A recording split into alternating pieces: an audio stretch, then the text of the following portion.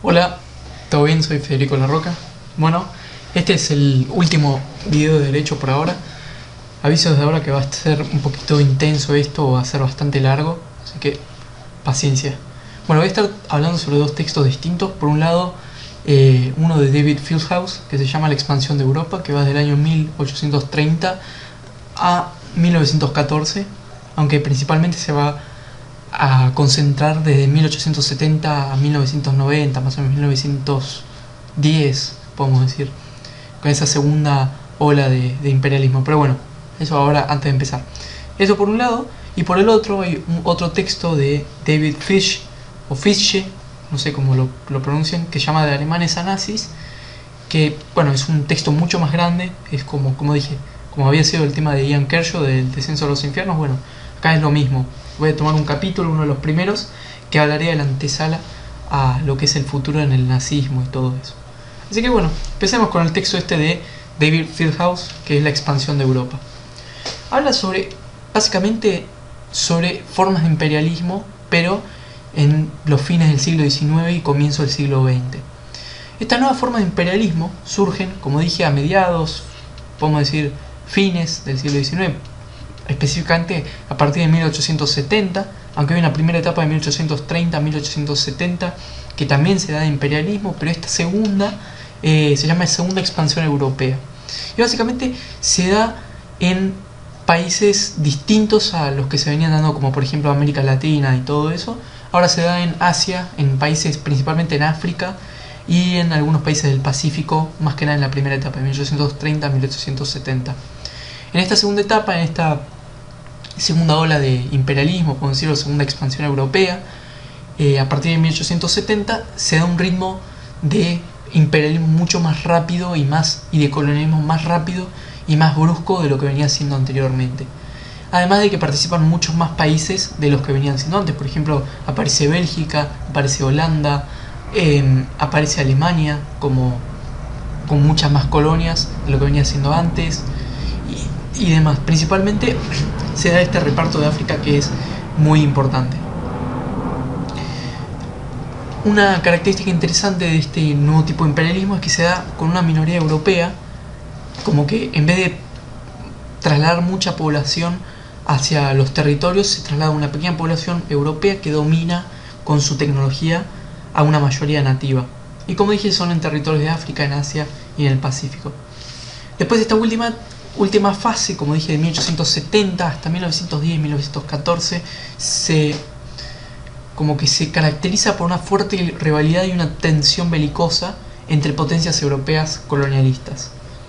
Hay una nueva idea de jingoísmo o jingoísmo nacionalista, que generaba nuevas tensiones internacionales entre los países, a ver quién se quedaba con más territorios y quién tenía más poder frente a los demás. Esa era como la gran idea detrás del jingoísmo y del nacionalismo por conquistar más y más colonias. Entonces, el autor, David Fieldhouse, se pregunta, ¿por qué ocurre esta ola en 1870 a 1914? Y él dice que hay dos tipos de razones. Están las eurocéntricas y las periféricas. Las eurocéntricas tienen que ver con los factores que justamente se relacionan intrínsecamente con los países europeos y no tienen que ver con las colonias. Y las periféricas al revés, es lo opuesto. Se relacionan intrínsecamente con las colonias, con lo que pasa dentro de las colonias. Ya vamos a ver que David Fieldhouse protege o avala mucho más la teoría de las periféricas. Él no cree que las eurocéntricas tengan algún tipo de valor en relación a las periféricas y que se da este tipo de imperialismo de esa manera, periféricamente hablando. Entonces, dentro de las eurocéntricas podemos destacar dos características o dos razones posibles. Razones económicas, que dice que la industrialización europea motiva la colonización para ampliar mercados, para ampliar comercio, para establecer bases de materia prima, para tener clientes específicamente y demás. Esa sería la primera posible razón. Y después está la razón política, que dice que los líderes políticos, con su opinión pública nacionalista, tienen un afán de conseguir poder prestigio y seguridad para su propia nación y que otros países no los ataquen. Este temor, si quieren podemos hacer referencia a lo que decía Ian Kershaw, este miedo entre los países, bueno, podría haberse reflejado en cómo se da este colonialismo para demostrar poder y prestigio y fuerza económica y política frente a los demás países, pero más que nada política. Después está, como dije, las periféricas, que qué pasa en cada región conquistada por dentro y demás. Ahora vamos a hacer referencia específicamente a las interpretaciones eurocéntricas políticas, como más por dentro. Después de 1850, las ideologías nacionalistas se empiezan a intensificar dentro de cada país, lo que genera una necesidad de poder, prestigio y seguridad nacional, como una competencia latente y, como dije, hipernacionalista entre los países. Está esta idea de que si un país pierde una colonia o no consigue la colonia, ya es una derrota constantemente. Entonces hay una hipercompetitividad entre los países por poseer cada vez más colonias, más poder, más prestigio y demás. Además que las colonias otorgaban una gloria nacional, unas bases militares estratégicas, mucha materia prima, un círculo vicioso productivo, y eran elementos de negociación diplomática como en futuro entre las distintas potencias. Además podría servir para desviar la atención de los conflictos internos y los conflictos sociales internos dentro de cada país o en el mismo continente. Aunque, como dije, Fieldhouse cree que estas últimas interpretaciones, estas últimas características, estas últimas cosas que ocurren no son causas del imperialismo, sino más bien son efectos propios del imperialismo. O sea, los líderes específicamente no habían planeado conseguir estas colonias por estas razones, por lo de las bases estratégicas, por el poder, por servir como negociación a futuro, para desviar la atención, sino que todo esto era un efecto, y que es más, que los propios reyes, las propias monarquías no consideraban tan importantes a las colonias hasta que empezaron a ver los efectos y las tensiones pre-guerra mundial. ¿Cuál es el tipo de imperialismo que Fieldhouse protege? Él protege una razón que explica que es que los colonos, los comerciantes, los banqueros conquistan los territorios allá, con este punto de vista periférico, ¿no? Como que la colonización se da en los territorios externamente, por un tema de cambio de estructura social y política dentro de cada territorio periférico. O sea, él habla de revoluciones metropolitanas, pero bueno. Por último, quería mencionar el tema del imperialismo motivado por las masas. Nuevamente esta idea de pensamientos feudales, de poder, de prestigio, de guerra. Hay como un derecho natural para expandir negocios de los burgueses, una necesidad de autoestima. Nuevamente retomamos esa idea de darwinismo social e ideología de superioridad racial europea. Es decir, que el colonialismo existe por un tema de racismo, por un tema de superioridad moral, ética, social, económica, por parte de distintas razas por sobre otras. Siempre lo pongo entre comillas, no me refiero a mí. Como dije, Fieldhouse dice que tampoco esto explica la colonización, porque los grupos nacionalistas eran pocos y también eran poco influyentes hacia 1890 o hasta 1890, como dije, 24 años antes de la Primera Guerra Mundial. Ahora vamos a las interpretaciones periféricas, más en cuestión, y esta ya es la última parte del texto. Interesante, ¿no? Hay un cambio de relación entre Europa y las sociedades de otros continentes, como que sea un desarrollo tecnológico, económico, europeo, que permite explorar mucho más territorios, más allá de los que se venía explorando, como ya dije, América, que post Revolución Francesa y mediados de 1800 ya empieza a tener sus propias revoluciones en América, caso Argentina, 1810, 1816, ¿no? Bueno, lo dejo aparte de eso. El imperialismo europeo puede explicarse como una reacción de los propios comerciantes, de los banqueros, de los gobernantes, estando en estas, como había dicho, este tipo de relación de un grupo minoritario de un imperio, se iba a un territorio externo y se instalaba allá y dominaba una masa de indígenas, ¿no? Entonces se explica de esta pequeña reacción de este pequeño grupo a los cambios en la periferia que hicieron difícil mantener el imperio oficioso durante siglo XIX, fines del siglo XIX. Una vez que los europeos avanzan dentro de la periferia, el imperio se empieza a reproducir por sí mismo, tanto por colonos como por relaciones con los nativos. ¿Qué quiere decir esto?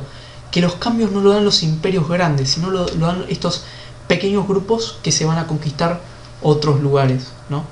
Entonces él dice que se explica este colonialismo por los grupos que están allá, por eso son interpretaciones periféricas, y que cuando ellos empiezan a expandirse, porque ven que como que ya el imperio no es oficioso, o el gobierno allá no es oficioso y necesitan expandirse, de esa manera se empieza a reproducir por sí mismo una revolución colonialista allá. Entonces, como dije, no tienen demasiado apoyo estos pequeños grupos de personas que van, aunque con mucha mejor tecnología que los nativos, entonces puede negociar o conquistarlos fácilmente. Así se va dando la revolución por sí misma, este colonialismo se va dando por sí mismo. Esto se llama subimperialismo colonial, ¿no? Que a partir de una pequeña colonización primera, es como una exploración territorial y control directo, son impulsados por colonos y funcionarios que se asientan allí, dentro de los territorios. Hay como un deseo de más tierra, hay una necesidad de más tierra, es un tema de inseguridad, porque están rodeados por, digamos, por indígenas o por personas que viven allá, por otras potencias europeas también, ¿por qué no? Y, bueno, podemos mencionar el ejemplo de Sudáfrica, ¿no? Por ejemplo, un pequeño grupo de colonos británicos que llegan allá, rodeados por personas que ya estaban instaladas por las tribus indígenas africanas. Ellos empiezan a desarrollarse por sí mismos por un tema de ambiciones, por un tema de seguridad, como dije, por parte de ellos. Eso se llama entonces subimperialismo colonial. Y está el tema de la relación europea, que los estados nativos, justamente los que estaban antes que estos pequeños grupos que van hacia allá, de banqueros, como dije, de colonos y demás, no son claramente a favor de estas personas, no están a favor del imperialismo. Entonces motiva a los europeos a intervenir mucho más dentro de los mismos, ya sea por intervenciones, por control directo, por gobiernos y demás.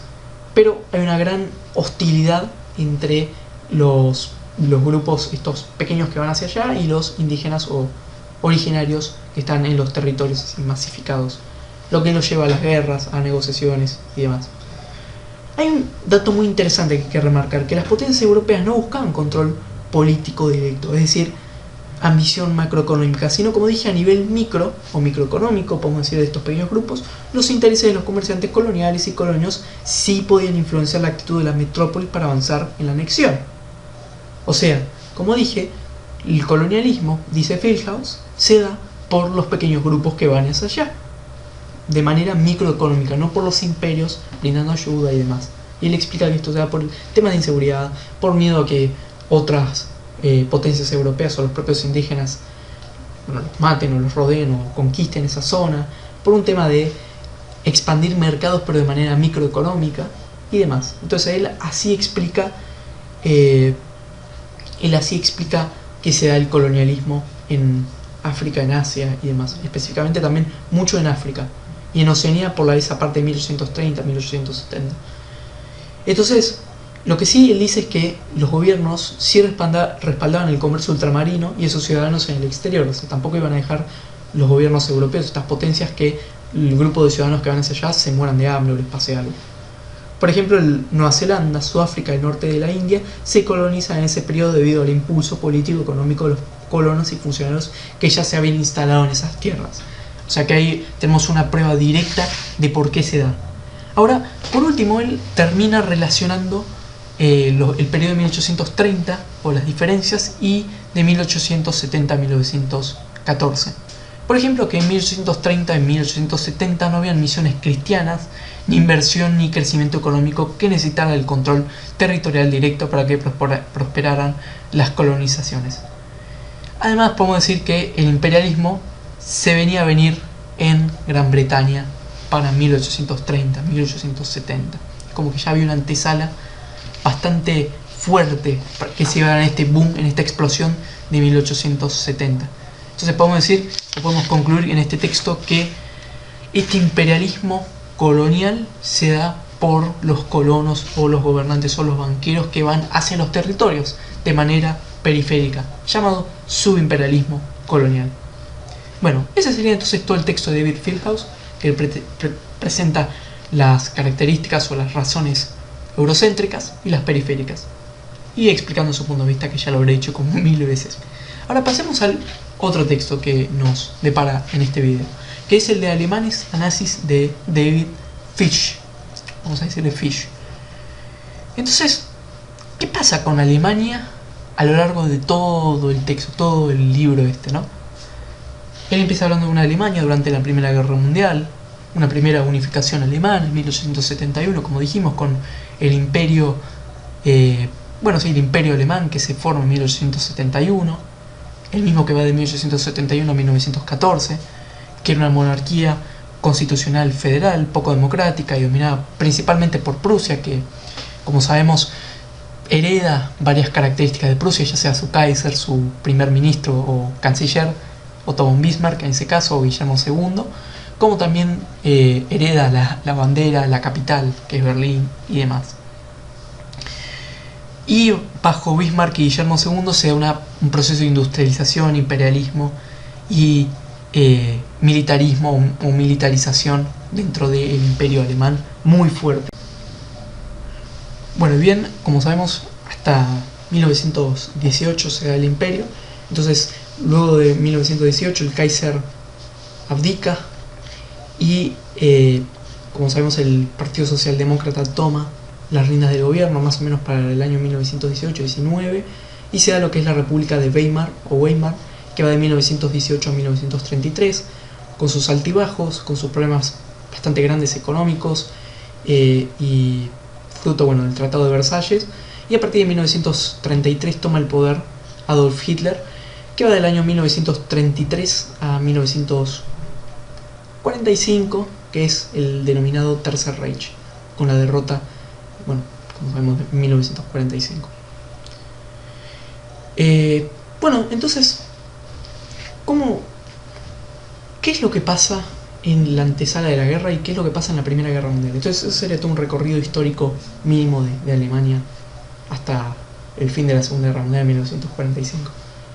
Hay una primera etapa que se da en los mediados de 1914, ¿no?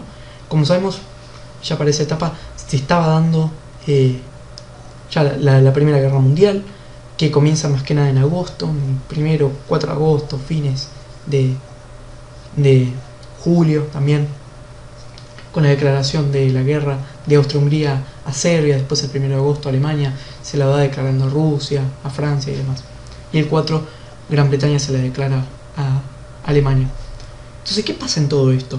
Dentro de Alemania hay una emoción inicial muy grande, que es como un fervor patriótico, ¿no? Hay un nacionalismo de masas, mucho activismo ciudadano a favor del gobierno, justamente, del imperio, y que es algo gestado desde abajo, desde las clases medias bajas o bajas, con este fervor patriótico y nacionalista dentro de Alemania. Es justamente, según Frege, este nacionalismo genera que los líderes alemanes declaren la guerra. Es como que los empuja a ellos a decir, bueno, vamos a ir a la guerra sin importar las consecuencias. Este fervor patriótico en las calles. Además que genera que se proclame grandes resentimientos postguerra por ese júbilo o esa emoción inicial. Aunque no toda esa emoción dentro de Alemania por la guerra, porque hay contrademostraciones, por ejemplo, de los socialdemócratas o de los comunistas dentro de la sociedad por la guerra. Hay corridas bancarias, hay como un acaparamiento y con un tono general una preocupación más allá de la gran unidad que se genera dentro del imperio alemán antes de que comience específicamente la guerra. Hasta ese momento se genera una transición de un nacionalismo alemán que era inicialmente representado por la realeza, era un movimiento muy aristocrático el nacionalismo alemán, en donde la realeza prusiana como que era representativa del nacionalismo alemán y que ellos eran los que pasaban por los desfiles y todo. Y se da esta transformación, esta transición, esta metamorfosis desde ese tipo de nacionalismo, un nacionalismo más del pueblo, más de las clases medias bajas, como dije recién, lo cual también es como una representación de la gente común dentro de los movimientos o del sentimiento nacionalismo. Entonces este júbilo inicial se lo conoce o se lo denomina como los días de agosto, básicamente este júbilo inicial por el comienzo de la guerra y de gran unión o de unidad dentro de Alemania. Aunque también era un poco de preocupación para las cámaras más aristocráticas dentro del Imperio Alemán, ya que esto se le podía ir de las manos y podría terminar mal en un futuro. Este jubilo inicial se puede ver representado, por ejemplo, en que más del 85% de los alemanes hombres aptos ya estaban alistados en el ejército, un 20% de la población activa ya estaba alistada en el ejército. Por ejemplo, las mujeres comienzan a trabajar en las industrias metalúrgicas y en general, como que hay una población de las mujeres dentro del ámbito laboral, y además se da un efecto de paz de la fortaleza, que es una tregua interna política en Alemania. Como dije, había unos movimientos contrarrevolucionarios al principio, pero luego en Alemania, cuando ya empieza a comenzar la guerra, hay una paz, se declara informalmente, ¿no?, como una paz de fortaleza alemana frente a los demás. Es como que esa idea de que si nosotros no estamos unidos por dentro, ¿cómo vamos a ganarle a otros países? Entonces, internamente Alemania se consolida en un movimiento pro guerra, básicamente para que subsistan todos, ¿no? Aunque van pasando los días y este júbilo ya se empieza a pagar, ¿no? Y los efectos económicos, por ejemplo, la inflación, la escasez, hay como un sufrimiento privado muy grande, ¿no? Y empieza a aparecer, como dije, el desabastecimiento, el racionamiento de comidas y demás. Entonces pasamos de este júbilo muy grande inicial, la paz de la fortaleza, a un decaimiento a partir del año 1915, 1900, fines del siglo XIV, en realidad siglo XIV, del año 1914. En realidad este júbilo les dura más o menos un mes, 2 meses, y después ya en septiembre, octubre empiezan los problemas internamente en Alemania. Y como dije, hay una evidente inserción laboral femenina en Alemania, porque era necesario, terminantemente necesario. Además se empieza a dar una organización ciudadana que termina siendo más efectiva que el gobierno, según Fisch. Pero se empieza una organización ciudadana, ya sea de la Cruz Roja de las Mujeres, como la organización más importante, o una organización benéfica para los damnificados por la guerra, las familias, los ancianos, como fondos de inversión y demás. Este tipo de organización habla mucho de la unión de Alemania más allá del gobierno, como que el gobierno no era la principal masa de nacionalismo, sino la propia gente, la gente común, las organizaciones civiles. Entonces, vamos a decir que la guerra terminantemente afectó a todos de alguna manera. Hay muchos familiares, yo incluido, que tenemos que hayan pasado por alguna de las 2 guerras mundiales, específicamente de la Primera Guerra Mundial, familiares alemanes o el texto central de los alemanes, pero en mi caso familiares rusos, más que nada también en la Segunda Guerra Mundial. Entonces, este sentimiento de unión también está dado en la sociedad alemana porque todos sufrimos de una manera la Primera Guerra Mundial. Eso dice.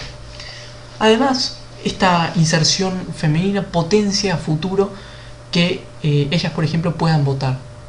Un fenómeno que se da en Gran Bretaña y más adelante también en la propia Alemania. Ya que si, ¿cómo se le iba a exigir a las mujeres que trabajen esos trabajos tan pesados, tan complicados para un cuerpo humano, si no podían ni siquiera votar? Entonces, los derechos, por ejemplo, el sufragio, ya eran evidentes que se iban a dar más adelante por una situación extrema como es una guerra. Como dije, el Servicio Nacional de Mujeres, yo le decía la especie de Cruz Roja de Mujeres, termina siendo más que determinante para ayudar a la población, como dije, ya sea con campañas de financiación, con donaciones. La misma gente adinerada en la época de Alemania dona alimentos, ropa, dinero mismo, ya sea por damnificados por la guerra o familiares y demás. Entonces vemos un movimiento social muy fuerte que termina apareciendo en contraposición a un gobierno débil, política y socialmente hablando, y gente que ya empieza a dejar de respetar al propio gobierno, ya sea para 1916, 1917, con el peor momento o el invierno del nabo o de gran desabastecimiento en Alemania. Y como dije, las organizaciones sociales terminan siendo más eficientes y terminan ayudando más a la población que el propio gobierno. Hay un desabastecimiento civil muy grande en el invierno de 1916-1917, hay muchos robos en las granjas y hay un gran mercado negro, lo que lleva, como dije, a una gran caída, a una ruptura de legitimidad por parte del gobierno. Y se dice el invierno del nabo porque justamente hay un desabastecimiento generalizado de la mayoría de las verduras, y la única que había y que se estaba cosechando y plantando era el nabo. No sé si alguna vez comieron nabo, pero no es muy rico que digamos, y fue algo muy mal recordado por la gente en general. Aún así, hay una palabra que me gusta mucho que se llama Durchhalten o Durchhalten, ahí está mejor, que significa aguantar hasta el final. Había mucho de la idiosincrasia alemana que era no rendirse, aguantar hasta el final. Y aún así en ese invierno hay mucha desmoralización, aunque el ala más radical estaba más, ¿cómo decirte? Concentrada en que la gente no se rindiera, radicalmente hablando. Es como que era mejor no rendirse a pesar de el desabastecimiento, el dolor que fue pasar por esos inviernos fríos con solo nabos y demás. Además, una cosa que no nombré, que se empiezan a dar campañas de recaudación, por ejemplo, con lo que son los bonos de guerra, que era que la gente le prestaba dinero al propio Estado y el Estado futuro te lo devolvía. Pero como sabemos, para 1920, 1920 y pico, Alemania entra en una crisis terrible, una devaluación absoluta, la hiperinflación, casi fines de la década del 20, que lo llevó a una hiperinflación tremenda de la moneda alemana. Entonces se empiezan a dar demandas ya para el final de 1917-1918, se empiezan a dar demandas para reformas políticas, para que haya más democracia, para un cambio del gobierno a nivel nacional por parte de este imperio alemán que termina fallando en un sentido, no solo en la guerra, sino también socialmente hablando dentro de Alemania. La clase obrera se empieza a volver más valorada en la sociedad y el Partido Socialdemócrata ve cómo el Estado toma decisiones por parte mismo del partido, toma en cuenta sus decisiones, es decir, regulaciones económicas más estatales, más en consideración de la población y demás. Entonces, podemos decir que al final de la Primera Guerra Mundial las monarquías, las oligarquías, las clases altas, incluso el Kaiser entra en declive, y en 1918 Alemania se rinde, el Partido Socialdemócrata toma el poder en un levantamiento civil que se da en noviembre de 1918 con la abdicación del Kaiser, el fin del imperio alemán. Esto es el mismo Kaiser, ¿no? Entonces eso sería todo el texto de Fish.